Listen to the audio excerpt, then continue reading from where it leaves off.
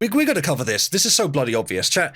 Do you remember when do you remember during when the Epstein stuff was new, when Epstein had just killed himself, and you had that meme of every political persuasion lined up in a row saying, "I don't buy it," because no one believed that he'd actually killed himself. Everyone believed that he'd been bumped off as a political assassination to protect the people that he had dirt on.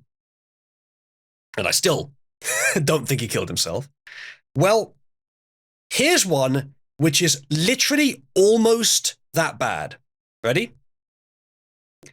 Epstein fixer office burglarized. Computer servers stolen hours before document dump. Bruh, that is sus. That is so sus. Yeah, that is well, it's early in the year, but it's certainly the most sus story this year. That is extremely sus. Yeah, no, I'm not fucking buying it.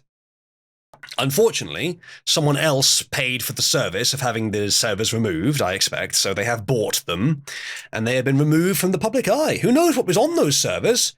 Probably the real dirt. Epstein fixer Michael Citrick told Los Angeles magazine thieves broke into his Brentwood office over the New Year's holiday and stole his computer servers just hours before a tranche of Epstein documents were unsealed and released to the public. I'm not fucking buying it. Honestly, I don't think he intends for anyone else to buy it. But he knows that they can't, you can't prove it wasn't stolen. Judge Loretta Preska on Wednesday unsealed the first cache of documents from lawsuits related to Jeffrey Epstein's abuse, which potentially included names of over 150 people. The first set of documents detailed Ghislaine Maxwell's recruiting techniques, Prince Andrew's abuse of the trafficked victims, and Bill Clinton's fondness for young girls. A second cache of Epstein docs was unsealed on Thursday. According to the second tranche of documents obtained by the Gateway Pundit and reviewed by this reporter, one Epstein victim, a minor teen dubbed Jane Doe 3, said she was trafficked to prominent American politicians to obtain potential blackmail information. No shit. Epstein also sexually trafficked the then minor Jane Doe, making her available for sex to politically connected and financially powerful people. Epstein's purposes in lending Jane Doe along with other young girls to such powerful people were to ingratiate himself with them for business, personal, political, and financial gain, as well as to obtain potential blackmail information, the document described of Jane Doe 3. According to Los Angeles magazine, one of Epstein's fixers, Michael Citrick, was burglarized shortly before the first cache of documents was released earlier this week. Los Angeles magazine reported that Jeffrey Epstein previously paid Michael Citrick $30,000 a month to help him with crisis management after the New York Post dropped a hit piece on Prince Andrew and Epstein.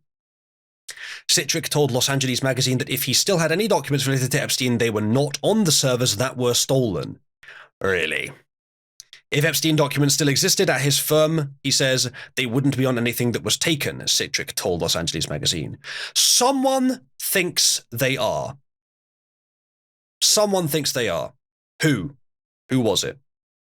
Who knows? Feds is a likely possibility. Citrick insisted he never met Jeffrey Epstein in person. Maybe.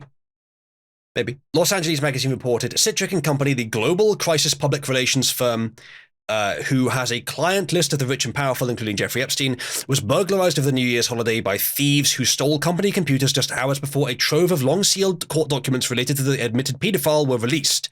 Michael Citrick said his penthouse offices in 11999 San Vicente Boulevard, along with other occupants of the four-story building in Brentwood that bears his company's name, Citrick & Co., was broken into by unknown thieves just as explosive new documents about Epstein's proclivities with underage girls were made public.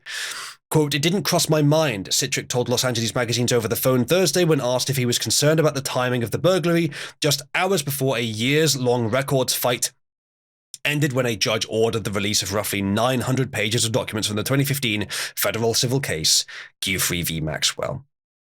There has never been, since the Epstein suicide story, as far as I know, a more sussy story than this one. A more I'm not fucking buying it story than this one.